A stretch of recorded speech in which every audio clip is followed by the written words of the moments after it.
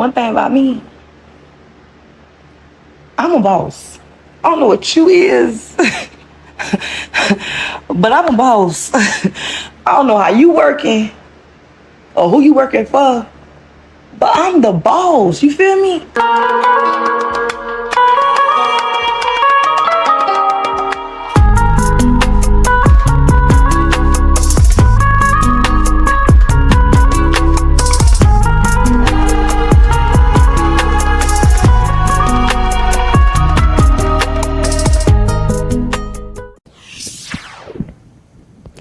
We have new information about the deadly shooting of a pregnant woman in Tallahassee yesterday. Arrest papers say she was the suspect's girlfriend. Jakari Martin Chagrin told investigators that he and Maya Johnson were arguing at their home on River Breeze Lane. He said he grabbed some of his belongings and was trying to leave when the gun went off. He claims the gun was not in his hand, but pinned against his body. The gunshot killed Johnson and her unborn child. Martin Chagrin is facing 2 counts of manslaughter. How does a gun fire itself? How does a life vanish in a flash, leaving behind only questions? Is it possible for a mother carrying her unborn child to simply cease to exist by accident? A simple argument, a sudden bang, and then nothing? This is the story of Maya Johnson, a young woman 9 weeks pregnant, found dead in her own home, and the man who claims it was a tragic mistake. His story, it just doesn't make sense. Did you know, sometimes the loudest stories are the ones that hide the deepest secrets? Maya, a vibrant soul, a mother of 2, soon to be 3. Jakari, her boyfriend, the one who called 911. He said it was an accident, a terrible, heartbreaking accident. A gun tucked under his arm, going off during a struggle. An argument over an Instagram photo of all things. Can you believe that? A social media post. But the details, the real details, they twist and turn, leading us down a path far more complex than a simple tragedy. What if the very thing he said happened couldn't have happened at all? What if the angle of the bullet proved that Maya wasn't even standing where he said she was? What if the gun mechanics showed that it was impossible to fire the way he said? What if the children who were in the house said something different? What if the man who claimed to love her was hiding something? Tell me, what do you believe? Was it an accident? Or was it something far more calculated? Let me know in the comments. Welcome to Viral True Crime Stories, where we bring you the most compelling and heartbreaking true crime cases. Every story we share is based on real events that deserve to be heard. Please support us by subscribing to our channel and hitting the notification bell icon so you never miss an important story. Tallahassee, Florida, is the state's capital, known for its blend of political activity, university life, and natural beauty. It's home to Florida State University, FSU, and Florida Agricultural and Mechanical University, FAMU, giving it a vibrant college town atmosphere. The city features rolling hills, lush greenery, and historical sites, offering a more relaxed pace of life compared to Florida's coastal cities. Its economy is driven by government, education, and healthcare. As the capital, Tallahassee is the center of Florida's state government. This influences its economy and atmosphere. However, Tallahassee faces significant crime challenges. The city's crime rate is notably higher than the national average, with gun violence being a particular concern. Imagine your future ripped away, a future with your children gone.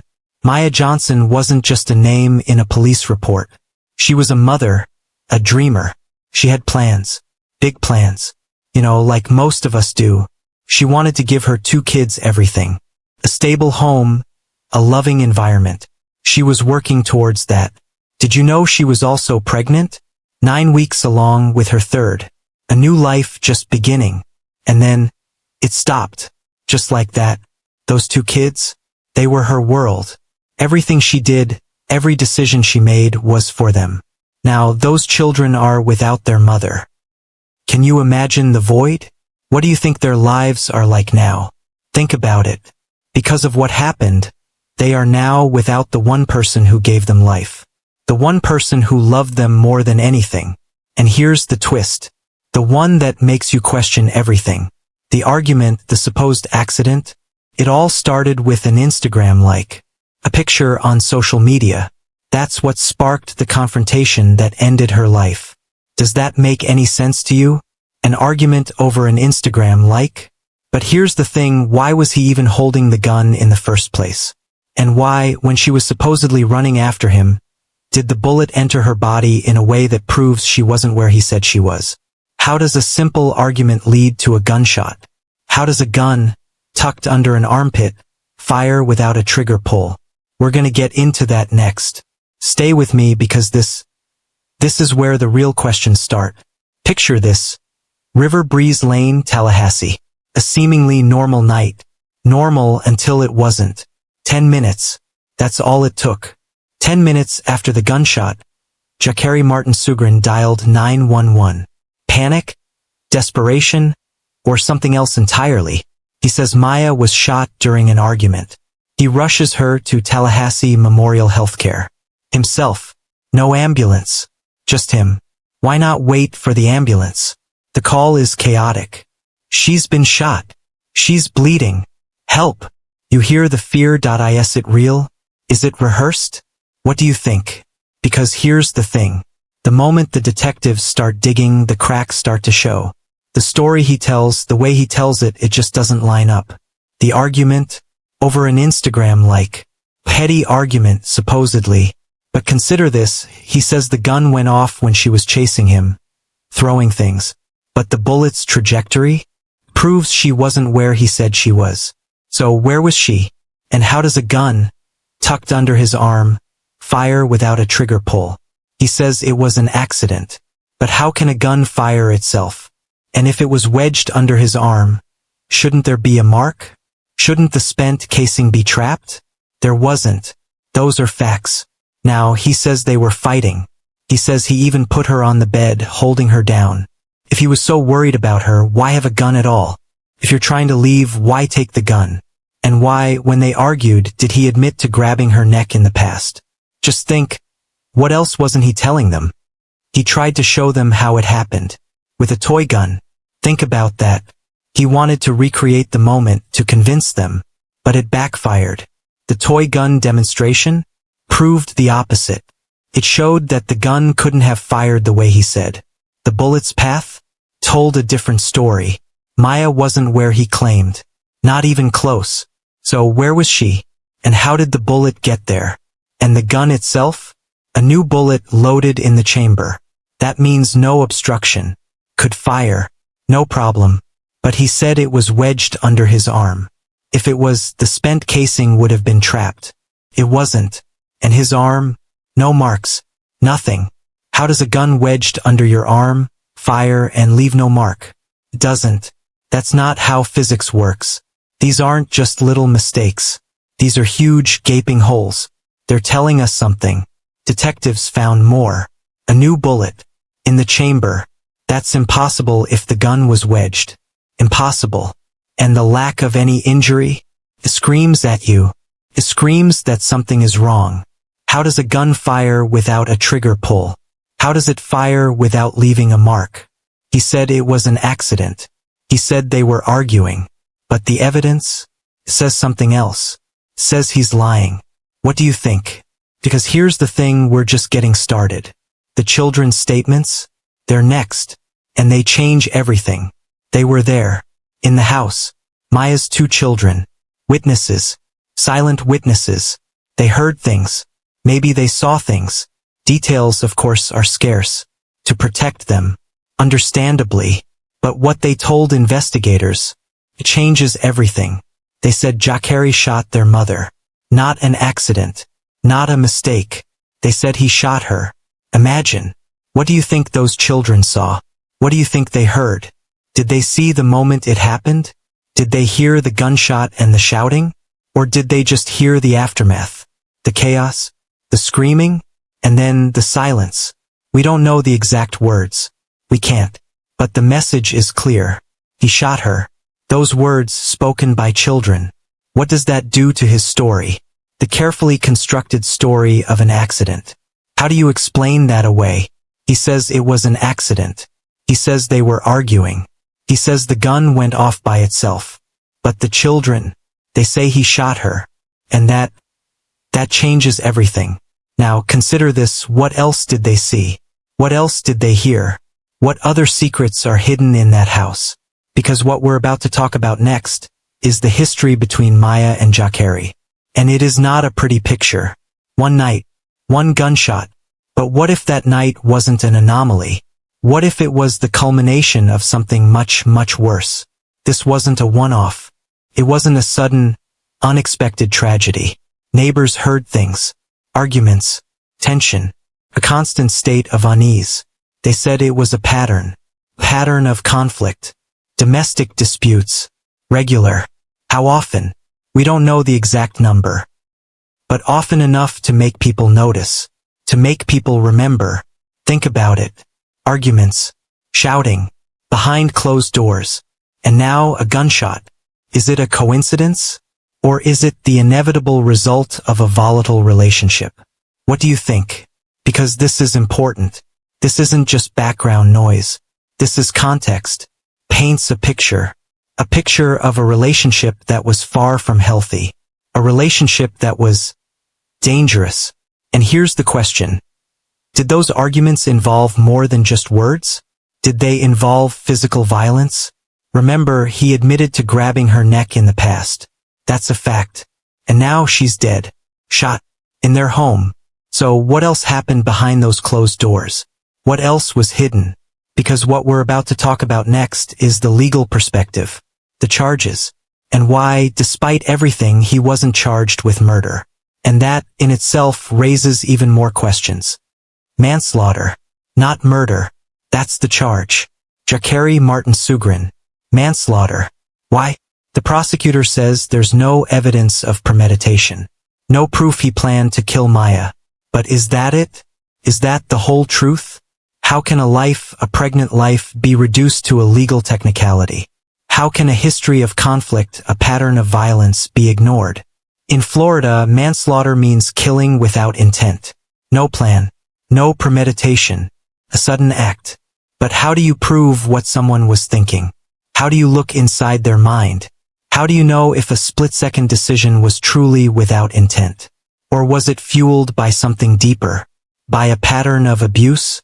By a moment of rage? And here's the thing that sticks in mind. Just because you can't prove intent, does that mean it wasn't there? Does the absence of evidence equal the absence of guilt? If you have a history of grabbing someone's neck, if you have a history of domestic disputes, if you have children saying you shot their mother, how do you just say, no intent? How do you look at the evidence and say, manslaughter? What do you think? Because we're not done. Not even close. We're going to dive deeper into the reenactment of this crime next. And we are going to look at the evidence piece by piece. Let's strip away the stories. Let's look at the facts. The argument. Instagram. A like. An argument that turned deadly. He said he was leaving. He says he tucked the gun under his arm. But why? If you're leaving, why take a gun? Why even have it there? He goes to the kitchen. He says Maya follows. They argue. She throws things. He claims she's chasing him. Then the gunshot. But here's the problem. The bullet's path. It doesn't match his story. Not even close. He says she was chasing him. But the angle proves she was standing somewhere else. Where? We don't know exactly. But not where he said. And the gun? Wedged under his arm? How? There's no mark. No abrasion. No spent casing trapped. How does that work? It doesn't. He says it was an accident. But the evidence contradicts him. Every single time. Think about this.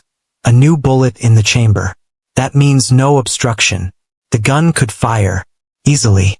But he says it went off accidentally. How? How does a gun fire without a trigger pull?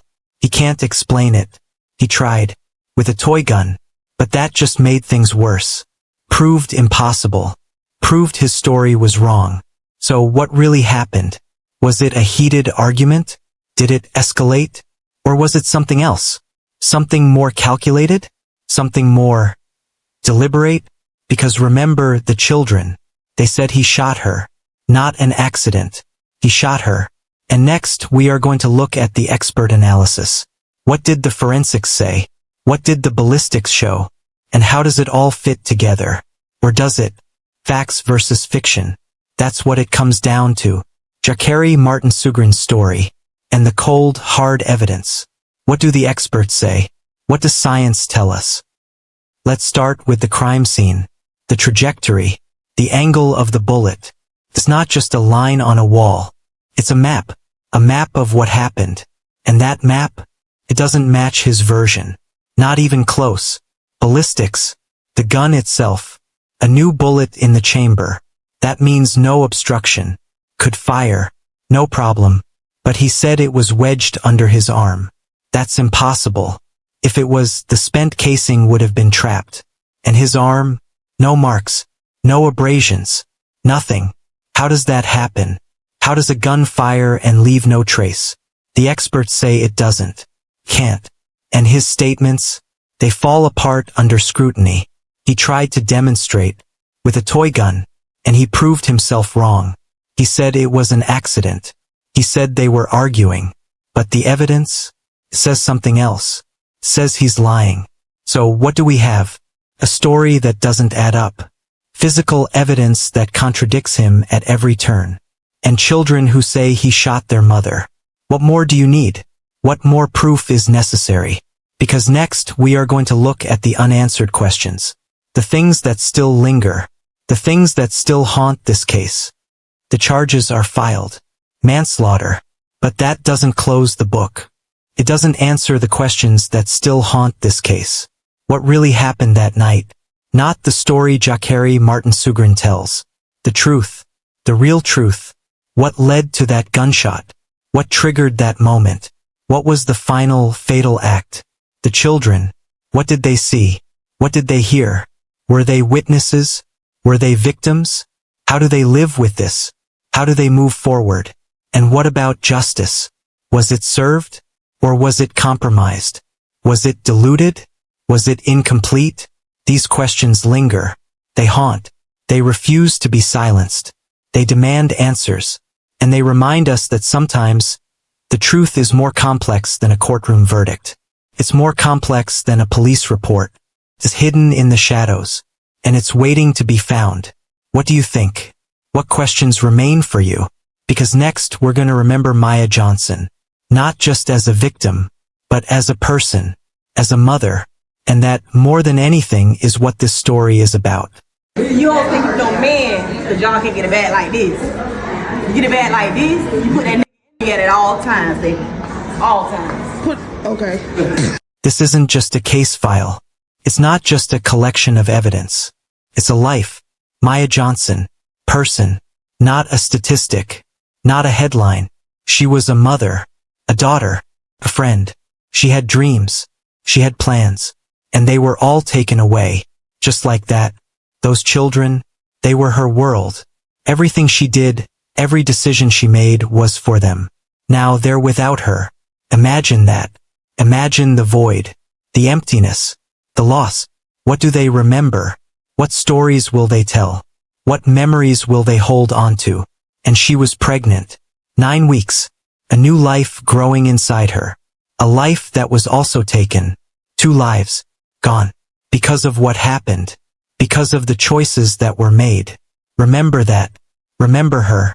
Not just the way she died, but the way she lived. Because in the end, that's what matters. That's what we should remember. Not the arguments. Not the evidence. But Maya. A woman. A mother. A life. And what we are going to look at next is the conclusion. The final thoughts. The final questions. And what this case means. What it really means. A life ended. A story with no clear ending. The Maya Johnson case. Is not simple. It's not clean. It's a mess of contradictions and unanswered questions. A gun. A gunshot. A story that doesn't add up. And children who say he shot their mother. Not an accident. He shot her. How do you reconcile that? How do you make sense of it? This case shows us the challenges. The complexities. The limitations. How do you prove intent? How do you know what really happened behind closed doors? How do you find justice when the evidence is so conflicting? What do you think happened? Was it an accident? Or was it something else? Something more? Share your thoughts. Let's talk about it. And if you or someone you know is experiencing domestic violence, please know that help is available. There are people who can help. There are resources. You are not alone. Because Maya Johnson's story, it's not just a tragedy. It's a warning. It's a reminder that sometimes the truth is hidden in plain sight. And sometimes the silence is the loudest scream of all. And remember, the story doesn't end here. Continues. What will you do with it? To the family of Maya Johnson, words feel inadequate in the face of such profound loss. Please accept my deepest condolences. Maya's life, though tragically cut short, was clearly filled with love and the promise of a bright future. Her memory, and the love she shared with her children and family, will undoubtedly endure. I can only imagine the pain you are experiencing. Know that you are not alone in your grief, and that many share in your sorrow. May you find strength and solace in the cherished memories you hold dear, and may you find comfort in the support of those around you. With heartfelt sympathy. Dear viewers, if you found this investigation insightful, please like this video, subscribe to our channel, and hit the notification bell for future updates. It will mean a lot to us and encourage us to keep bringing you these true crime stories. Thanks for watching and sharing. Till next time, stay safe.